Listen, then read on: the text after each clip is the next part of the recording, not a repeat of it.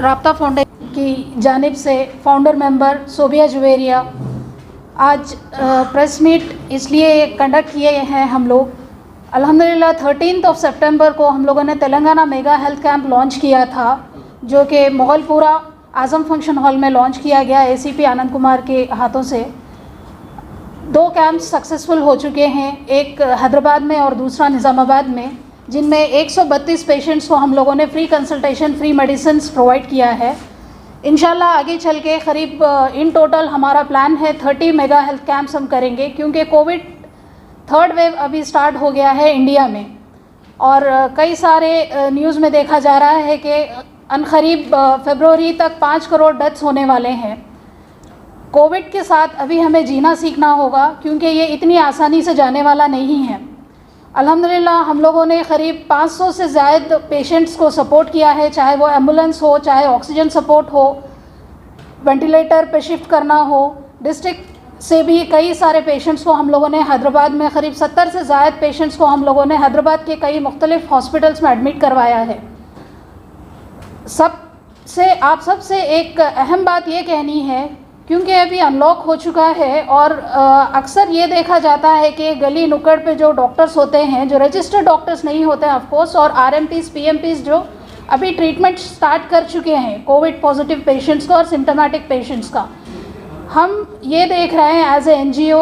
और जैसे हम करीब 800 डॉक्टर्स के साथ जुड़ के काम कर रहे हैं जब से अनलॉक शुरू हुआ है, तो ये देखा जाता है जहाँ पर रजिस्टर्ड डॉक्टर्स जो है ट्रीट करने में फ़ेल हो रहे हैं, तो आपका इलाज आरएमपी, पीएमपी या कोई गली का डॉक्टर इस बीमारी का इलाज नहीं कर सकता। घर पे रख के वो लोग को होम क्वारंटाइन करके, होम क्वारंटाइन भी आप घर पे ज़्यादा दिन तक नहीं ले सकते। लिहाजा ये सोचना गलत है कि आप 14 दिन 21 दिन अगर आप होम क्वारंटाइन हो रहे हैं, घर पे ही बैठ के सैचुरेशन लेवल आपका डाउन होता जा रहा, आप कोई कंसल्टेंट से अगर आप कर रहे हैं, जो बीमारी मर्ज़ है उससे रिलेटेड अगर आप डॉक्टर से अगर आप कंसल्ट नहीं करेंगे, तो इस बीमारी का इलाज इतना आसान नहीं है। और ये भी देखा जा रहा है कि कई पेशेंट्स जो इनिशियल स्टेजेस में उनको क्यूर कर रहे हैं, तो बहुत जल्दी जो है वो लोग रिकवर हो रहे हैं। अभी ये भी सुनने में आया है कि कोविड के सिम्टम्स अप टू 90 डेज़ रहेंगे। अब तक बोला जा रहा था कि 40 डेज़ के अंदर अगर आप फिर से आप चेक करवाएंगे, कोविड का टेस्ट करवाएंगे, तो सिम्टम्स नज़र आ रहे थे। अभी अप टिल 90 डेज़ तक ये सिम्टम्स नज़र आते रहेंगे। तो लिहाजा इससे जीना, इसके साथ जीना सीखना चाहिए। और जो है मेरी तमाम तेलंगाना की आवाम से बिला लिहाज मज़हब व मिल्लत के आप सभी से मेरी गुजारिश है कि हमारे साथ जुड़िए, हमारे जैसे एनजीओज़ के साथ, डॉक्टर्स की टीम के साथ जुड़िए, अपने अपने एरियाज़ में एक्टिव हो जाइए, ताकि ये जो वबा फैली हुई है उसका हमको इस कदर जो है नॉलेज हमको हो जाना चाहिए। जैसे कि बचपन में हम टेबल सीख लेते हैं, उस कदर हमको जो है इसका नॉलेज होना चाहिए कि what should be done next. अगर आपकी सांस फूल रही है, क्या ये कोविड है? अगर आप खांसी हो रही है आपको, क्या ये कोविड है? अगर आपको सर्दी हो रही है, ज़ुकाम हो रहा है, क्या ये कोविड है? तो इसके कई स्ट्रिंग्स है, जैसा सर्दी ज़ुकाम के 163 स्ट्रिंग्स है सिर्फ सर्दी के, मगर हर सर्दी जो है सीवियर नहीं होती है। इसी तरह कोविड के अभी तक कई स्ट्रिंग्स पता चल चुके हैं। तो जब तक ये वबा करेक्टली मालूम नहीं होगी, हर वो दूसरी चीज़ जो आपको तकलीफ़ देगी, नुकसान देगी हेल्थ वाइज, वो कोविड का ही सिम्टम माना जाएगा। हमारे साथ कंसल्टेंट, हमारे इलियास हेल्थ कंसल्टेंट जुड़े हुए हैं राब्ता से, आपको थोड़ा सा इन्फॉर्मेशन देंगे कोविड के ताल्लुक से। बट अभी मैं आपको बोल रहा हूँ कि घबराने की ज़रूरत नहीं। ओके, घबराने की इसलिए ज़रूरत नहीं है क्योंकि जब हम ट्रीटमेंट डे 1 से शुरू कर देते हैं, तो जब ट्रीटमेंट अपन को जो है ना बचने के चांसेस बहुत ज़्यादा है। तो मेन चीज़ कोविड से डरने की ज़रूरत नहीं है। और जो चीज़ है कि मास्क लगाने की ज़रूरत नहीं है, मास्क से भी होता, इससे भी होता, उससे भी होता, ये सब जो है ना पता है। आपको किसी भी हालत में मास्क पहनना ज़रूरी है एट एनी कॉस्ट, फॉर तकरीबन 1-1.5 साल तक तो ज़रूरी है। मेरे को कोविड आके चले गया, ओके, मेरे को कोविड नहीं होने वाला है, ये भी बहुत बेकार बात है। मेरे पास तकरीबन 5 से 6 लोगों को री इन्फेक्शन हुआ था, री इन्फेक्शन। और री इन्फेक्शन जब हो रहा तो और डेंजर हो रहा। तो ऐसा मत सोचो कि लाइक एक बार कोविड आ गया मैं इम्यून हो गया, ये भी बहुत गलत बात है। ओके, तो ज़रूरी नहीं है। और एक दूसरी चीज़ जो है, अपने को अब इसमें बचना कैसा है? बचना तो ऐसा है कि like we left this thing for herd immunity, मतलब हर्ड इम्यूनिटी के वास्ते अपन छोड़ देंगे, 100 लोगों को आके चले जाएंगे, उसके बाद में सबके पास एंटीबॉडीज आ जाएंगी और अपन इससे बचेंगे।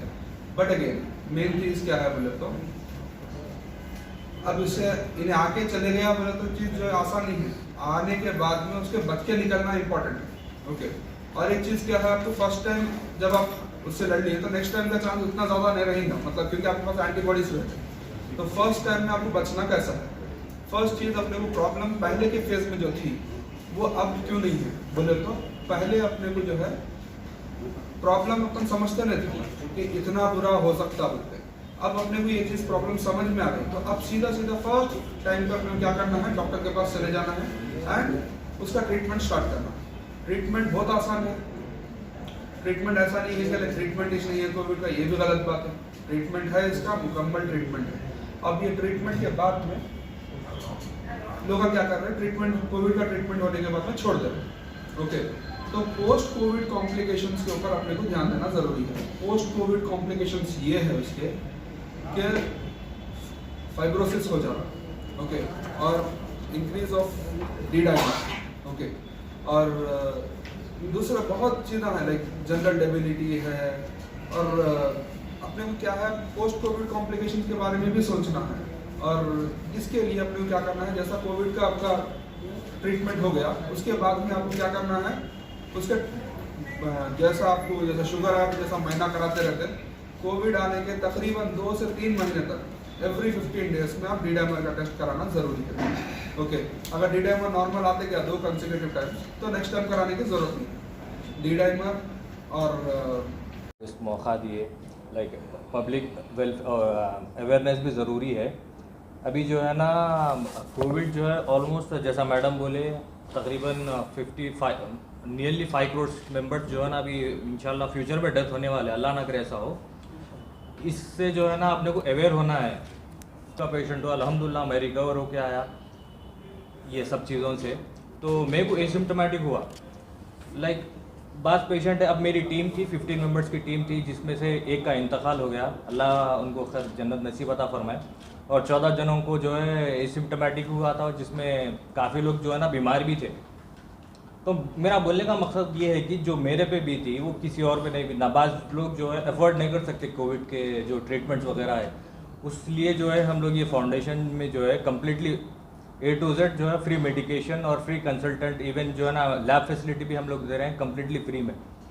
तो मैं आप लोगों से गुजारिश ये करता हूँ कि आप लोग जो है ना इधर उधर जाने के बजाय हमारे से कंसल्ट करिए। हम लोग इंशाल्लाह जो है आप लोगों को मुकम्मल जो है इसका कंप्लीट ट्रीटमेंट वगैरह मुकम्मल करके, होम क्वारंटाइन है तो होम क्वारंटाइन, अगर नहीं बोले तो हम लोग रेफरेंसेस लगा लेंगे, आप लोगों को जो है हॉस्पिटल्स वगैरह में जो है इंशाल्लाह एडमिट करवा देंगे।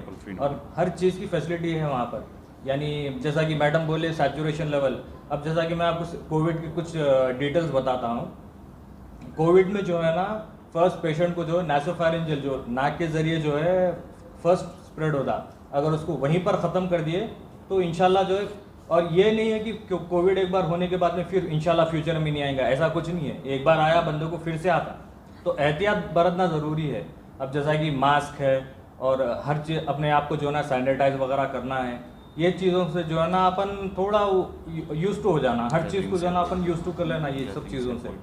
और आगे चल के ये कोविड से अपने को कोविड के साथ ही जीना है, जैसा कि वफादार बोलते ना, जो उसी तरीके से ये वफादार बीमारी है कोविड, तो इसी के साथ जीना है अपने को। और बाकी का मैडम तमाम करीमनगर, आदिलाबाद, वरंगल, नलगोंडा और कई सारे मुख्तलिफ जो है जगहों से हम लोग जुड़े हुए हैं। इंशाल्लाह हर लोकेशन पे हम लोगों की कोशिश है कि ज़्यादा से ज़्यादा हद तक आप लोग को सहूलत पहुंचाए, कंसल्टेशन फ्री प्रोवाइड करें, और वहाँ के भी डॉक्टर से हम लोग जुड़े हुए हैं।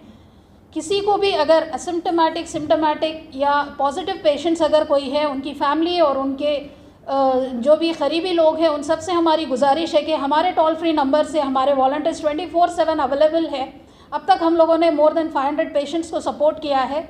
आगे भी हमारी कोशिश रहेगी कि हम आपको जितना हो सके सहूलत पहुंचा सके, चाहे वो टेस्टिंग में हो, टेली कंसल्टेशन में हो, एम्बुलेंस सर्विसेज में हो, हॉस्पिटलाइज करवाने में हो, या कोई भी हो। हम यहाँ तक के NOCs निकालने में और डेड बॉडीज़ निकालने में भी हम लोगों ने कई सारे पेशेंट्स और उनकी फैमिली को मदद की है। आप हमसे जुड़ सकते हैं हमारे टोल फ्री नंबर पर 1800-123-9729 पर।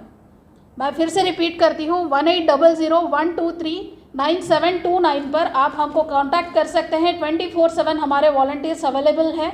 आप कॉल कर सकते हैं। आपको किसी भी तरीके की, ना ही कोविड से रिलेटेड बल्कि आप किसी भी किस्म की अगर आपको हेल्थ वाइज कोई इशू है, इमरजेंसी है, तो आप हमसे कांटेक्ट कर सकते हैं। Gynaecologist, cardiologist, ENT specialist, surgeons और बहुत सारे मुख्तलिफ डॉक्टर्स जुड़े हुए हैं। जज़ाकल्लाह खैर। कोविड स्पेशलिस्ट हो गया डॉक्टर तय्यब यूनुस, और कई चीज़ें बताई कि जैसे आप घर जाते लोग कपड़े बदल देते, कपड़े बदलने की जरूरत नहीं है। Hello, my check.